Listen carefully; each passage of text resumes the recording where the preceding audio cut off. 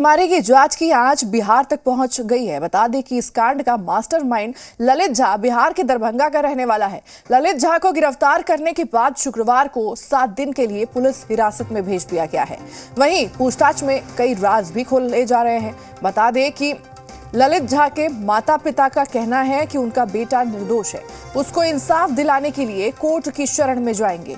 वहीं उन्होंने कहा कि 10 दिसंबर को हम दोनों को दरभंगा के लिए ट्रेन पर बैठाकर ललित निकल गया था। वहीं उन्होंने कहा है कि इस गतिविधि के बारे में आज तक किसी प्रकार की कोई बात नहीं हुई है, ना ही इस तरह की कोई गतिविधि देखने को मिली है। वहीं सूचना मिलते ही बिरौल एसडीपीओ मनीष चंद्र चौधरी अपने दलबल के साथ ललित झा के पैतृक आवास पर पहुंची और उसके परिजनों के साथ यहां पर पूछताछ की गई। हालांकि प्रशासन हाई प्रोफाइल मामला होने के कारण कुछ भी कहने से परहेज कर रही है। आपको यह भी बता दें कि संसद भवन का मास्टरमाइंड ललित झा दरभंगा के अलीनगर का रहने वाला है।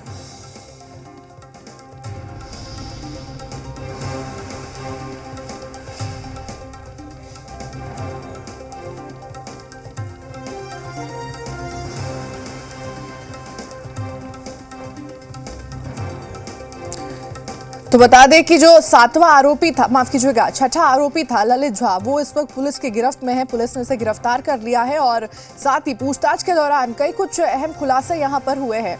तो वहीं ललित के माँ बाप का ये कहना है, माता पिता का ये कहना है कि उनका बेटा निर्दोष है। ऐसी कोई गतिविधि देखने को नहीं मिली है, ना ही इस पर कोई बातचीत हुई है।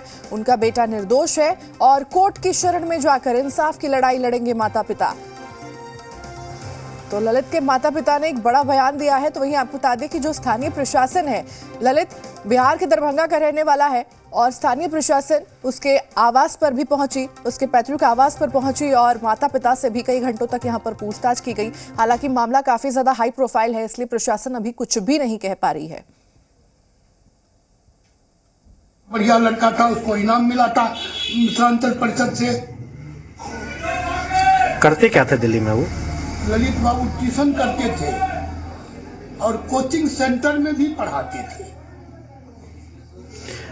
पढ़ाई लिखाई के मतलब वहाँ पढ़ाई लिखाई के बारे में ऐसा क्या रहा उनका? घर में कुछ ऐसा कुछ देखते थे आपकी, कुछ भी इस तरह की एक्टिविटी? हमारे टीवी अभी तक नहीं है कुछ देखने का, लेवे नहीं करते हैं। तब तो मोबाइल चल गया है, उसमें बहुत कुछ दिखाता है, तो अलग बात है। आपको इस घटना के बारे में कब पता चला? ये कल पता चला है। कल पता चला है, मतलब उनके गिरफ्तार होने के बाद? उनके गिरफ्तार होने के बाद वो भी दूसरों से। उनके ऊपर जो आरोप लगा है उसके बारे में क्या कहना चाहेंगे? कहना चाहेंगे जो हमारा सोना बेटा है, हमको कुछ समझ में नहीं आते हैं। हमें गाड़ी पर बैठा दिया, खून मिलाने आपको थाना में खाएंगे तो उसको फर्स्ट फोन करेंगे, फोन करेंगे खून दान करने के लिए, तो खून दान करते हैं। 3 बार खून दान कर लिए।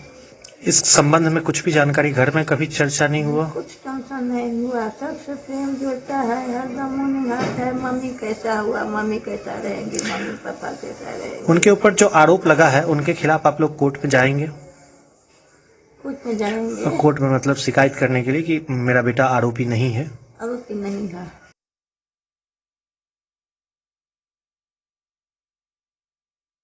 और ज्यादा जानकारी के साथ जी मीडिया संवाददाता मुकेश हमारे साथ जुड़ चुके हैं। मुकेश का रुख करते हैं। मुकेश, ललित के माता पिता का साफ तौर पर कहना है कि उनका बेटा निर्दोष है और अब वो कोर्ट की शरण में जाकर इंसाफ की लड़ाई लड़ेंगे। तो वहीं दूसरी तरफ फिलहाल प्रशासन कुछ भी कहने से परहेज कर रही है। किस प्रकार से देखा जाए तो उस पूरे मामले को लेकर कार्रवाई की जा रही है वहां पर?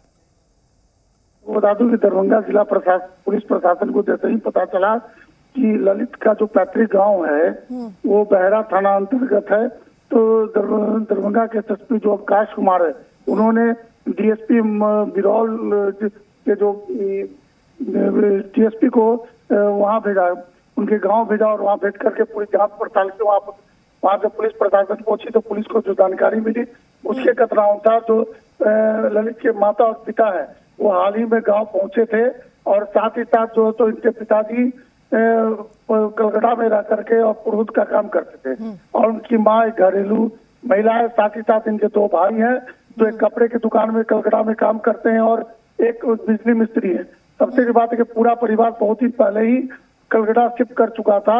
इसको लेकर के जो ललित है उसके बारे में गांव वालों को जो जानकारी है उसके कथनानुसार ललित वहाँ ट्यूशन पढ़ाया करता था।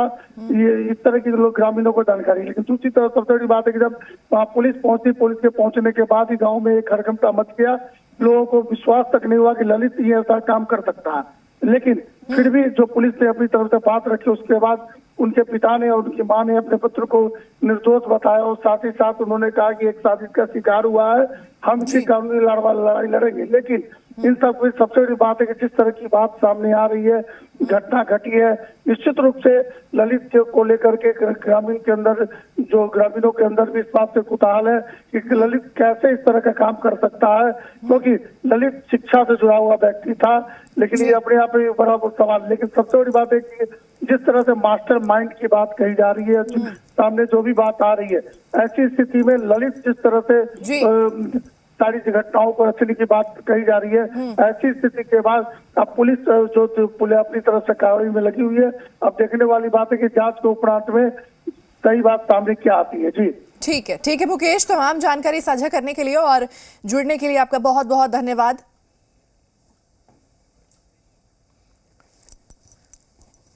तो बता दें कि ललित के माता पिता का साफ तौर पर कहना है कि उनका बेटा निर्दोष है और ऐसी कोई प्रकार की किसी गतिविधि देखने को नहीं मिली है, ना ही इस पर कभी किसी प्रकार की कोई बातचीत भी हुई है। उनका बेटा साजिश के तहत यहाँ पर फंसाया जा रहा है, माता पिता का साफ तौर पर यह कहना है। तो दूसरी तरफ आपको बता दें कि पुलिस प्रशासन ने ललित से कई घंटे तक यहाँ पर पूछताछ की है और अब 7 दिनों की पुलिस हिरासत में भेज दिया गया है।